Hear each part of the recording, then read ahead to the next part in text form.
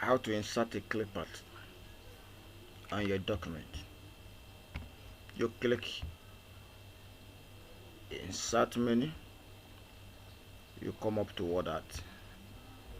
You could choose any form here. Let's use plain. Now you come up.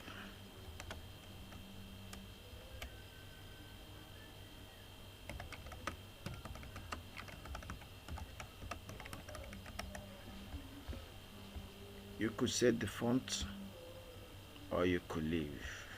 However, the size you can see.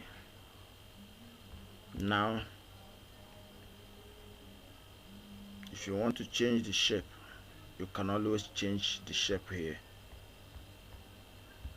You click back, you come to text wrapping, you say square, so that you will be able to work. If you don't need anything of shadow, like you can see it has shadow, you just come up here and say no shadow. Now you have your word art. You can reshape, you can change, you can increase however you want, so it's all on you. You increase,